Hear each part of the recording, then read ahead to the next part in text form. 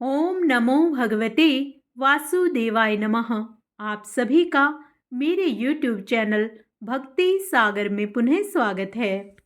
आज का अपना वीडियो शुरू करने से पहले आप सभी से विनम्र प्रार्थना है, यदि आप मेरे चैनल पर नए आए हैं और अभी तक मेरे चैनल को सब्सक्राइब नहीं किया है, तो व्रत त्योहारों से संबंधित सभी जानकारियां प्राप्त करने के लिए, सभी व्रत कथाएं सुनने के लिए, प्रतिदिन के पंचांग की जानकारी प्राप्त करने के लिए, व प्रतिदिन के महात्म्य स्मरण करने के लिए, व प्रभु भक्ति से निरंतर जुड़े रहने के लिए कृपया मेरे चैनल को सब्सक्राइब अवश्य करें। वीडियो यदि पसंद आता है तो लाइक एंड शेयर भी करें। आइए अब माघ मास के अध्याय 9 का महात्म्य स्मरण करते हैं। यमदूत कहने लगे, मध्याह्न के समय आया अतिथि मूर्ख, पंडित, वेद पाठी या पापी कोई भी हो, ब्रह्म के समान है।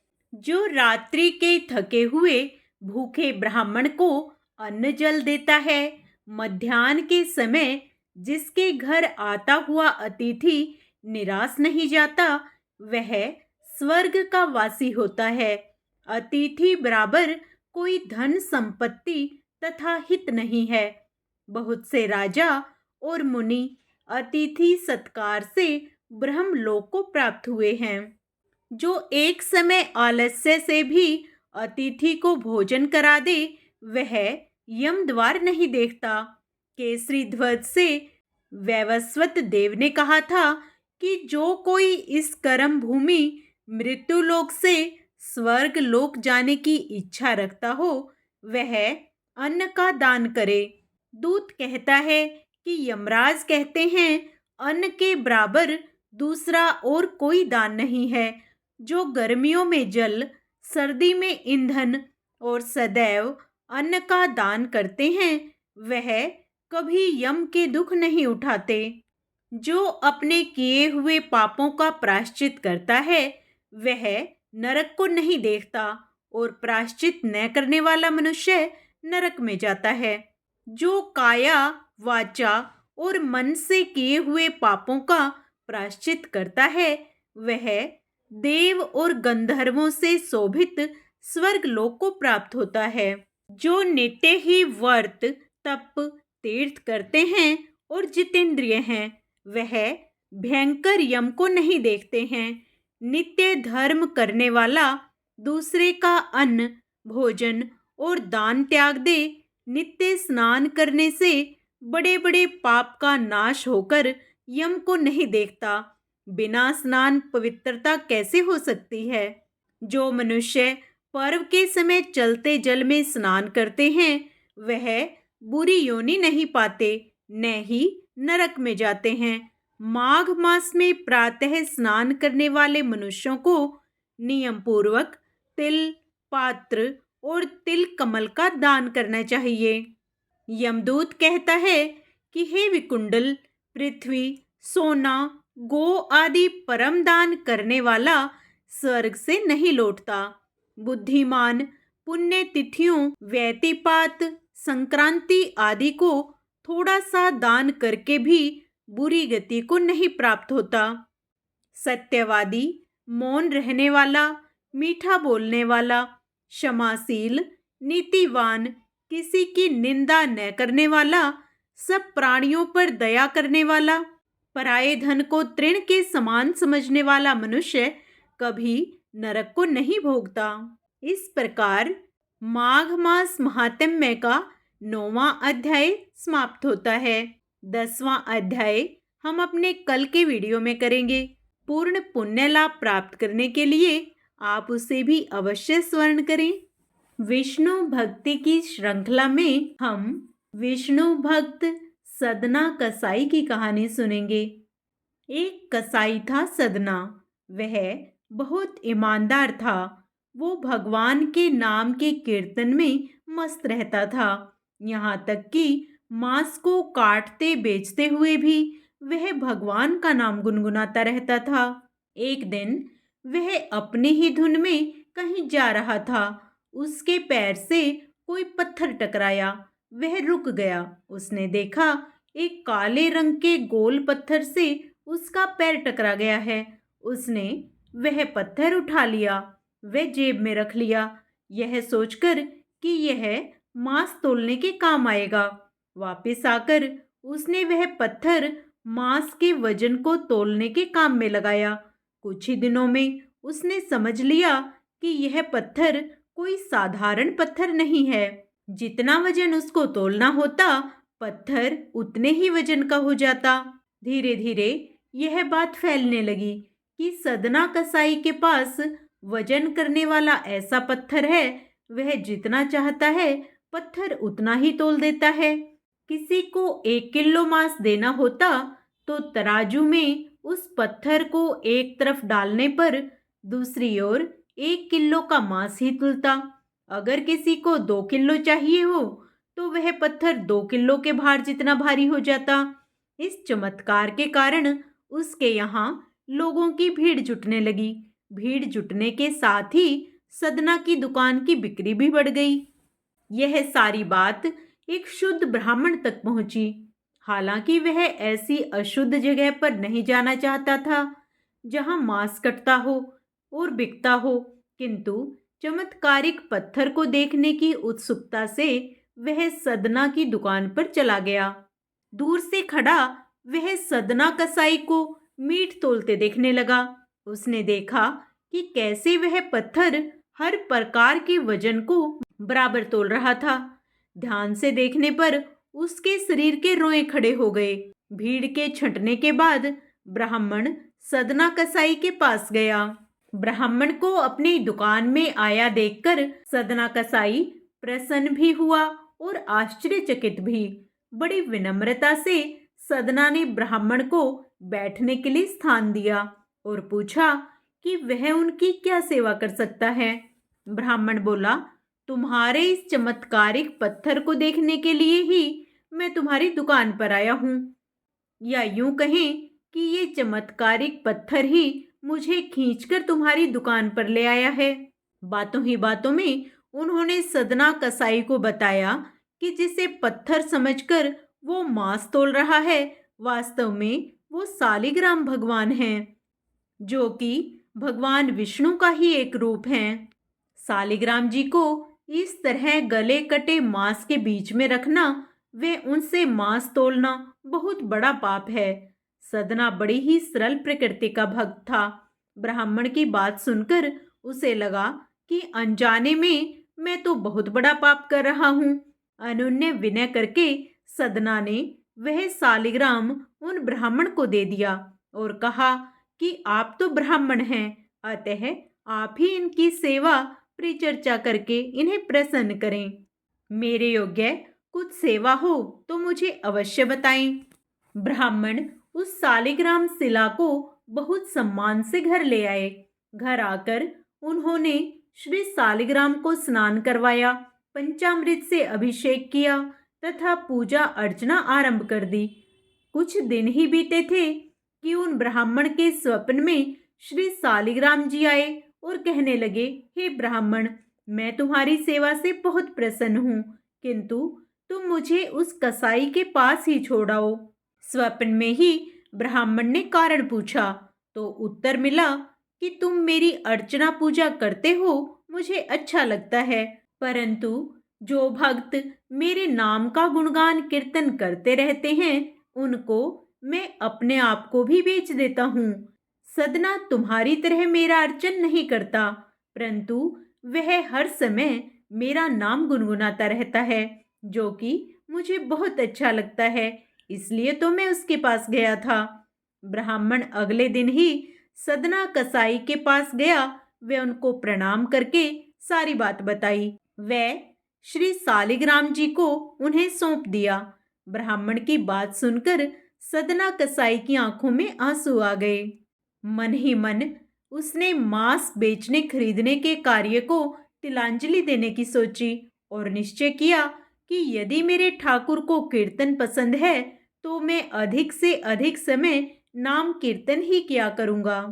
भगवान अपने भक्त के लिए किसी जगह पर भी निवास कर सकते हैं। जय श्री हरि। आइए अब विष्णु चालीसा का पाठ करते हैं। विष्णु सुनिए विनय, सेवक की चितलाए, कीरत कुछ वर्णन करूं, दीजिए ज्ञान बताए। नमो विष्णु भगवान खरारी, कष्ट न सावने अखिल बिहारी, प्रबल जगत में शक्ति तुम्हारी, त्रिभुवन फैल रही उजियारी। सुंदर रूप मनोहर सूरत, सरल स्वभाव मोहिनी मूरत, तन पर पीतांबर अति सोहत, बैजंती माला मनमोहत। शंख चक्र कर गदा विराजे, देखत दैत्य असुर दल भाजे, सत्य धर्म मद लोभ न गाजे, काम क्रोध मद लोभ न छाजे। संत भक्त सज्जन मन रंजन, धनुज असुर दुष्टन दल गंजन, सुख उपजाए कष्ट सब भंजन, दोष मिटाए करत जन सज्जन। पाप काट भव सिंधु उतारण, कष्ट नाश कर भक्त उबारण, करत अनेक रूप प्रभु धारण, केवल आप भक्ति के कारण। धरणी धेनु बन तुम्ही पुकारा, तब तुम रूप राम का धारा, भारे उतारे असुर दल मारा, रावण आदिक को संहारा। आप वाराह रूप बनाया, हिरणाक्ष को मार गिराया, धर्म तन सिंधु बनाया, 14 रत्नन को निकलवाया। अमिलख असुरन द्वंद बचाया, रूप मोहिनी आप दिखाया, देवन को अमृत पान कराया, असुरन को छवि से बहलाया। कूर्म रूप धर सिंधु मझाया, मंद्राचल गिरि तुरंत उठाया, शंकर का तुम फंद छुड़ाया, भस्मासुर को रूप दिखाया। वेदन को जब असुर डुबाया, कर प्रबंध उन्हें ढूंढवाया, मोहित बनकर खल ही नचाया, उस ही कर से भस्म कराया। असुर जलंधर अति बलदाई, शंकर से उन कीन्ह लड़ाई, हार पार शिव सकल बनाई, कीन सती से छल खल जाई। सुमिरन कीन तुम्हें शिवरानी, बतलाई सब विपत कहानी, तब तुम बने मुनीश्वर ज्ञानी, वृंदा की सब सूरति भुलानी। देखत तीन धनुज सैतानी, वृंदा आए तुम्हें लपटानी, ओ स्पर्श धर्म क्षति मानी, हना असुर उर शिव सैतानी। तुमने ध्रुव प्रहलाद उबारे, हिरणाकुश आदिक खल मारे, गणिका और अजा मिल तारे, बहुत भक्त भव सिंधु उतारे। हरहु सकल संताप हमारे, कृपया करहु हरि सिरजनहारे, देखहूँ मैं निज दर्श तुम्हारे, दीन बंधु भक्तन हितकारे।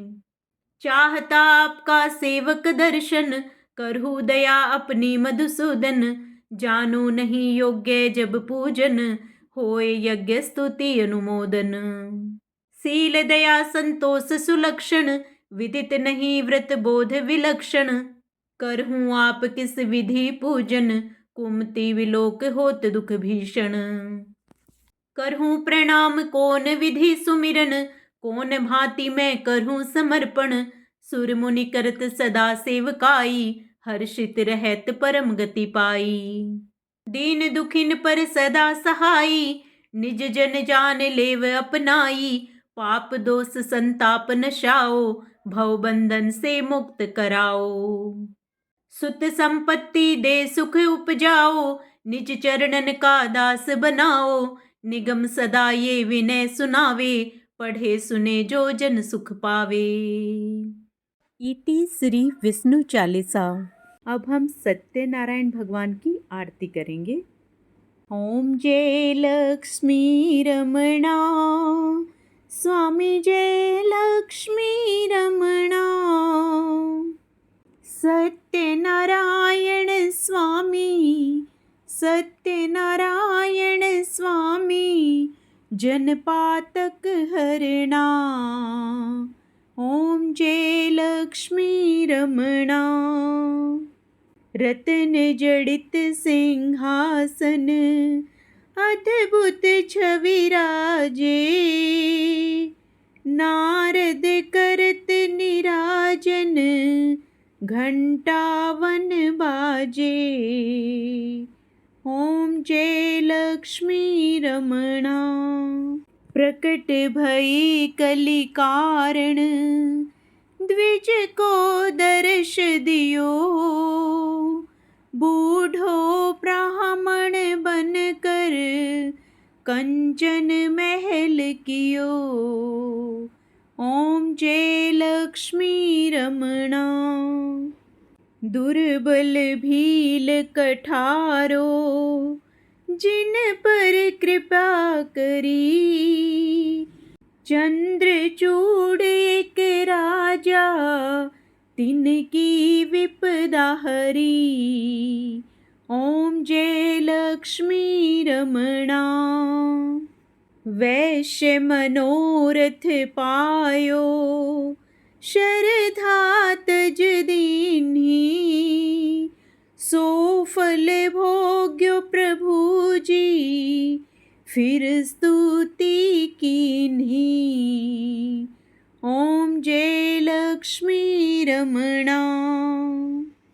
भक्ति भाव के कारण छिन छिन रूप धर्यो, श्रद्धा धारण कीन्ही, तिनको काज सरो।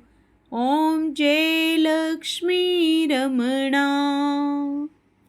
ग्वाल बाल संग राजा, वन में भक्ति करी, मनोवांछित फल दीन्हो, दीन दयालु हरि। ओम जय लक्ष्मी रमणा। ग्वाल बाल संग राजा, वन में भक्ति करी, मनोवांछित फल दीन्हो, दीन दयालु हरि। ओम जय लक्ष्मी रमणा।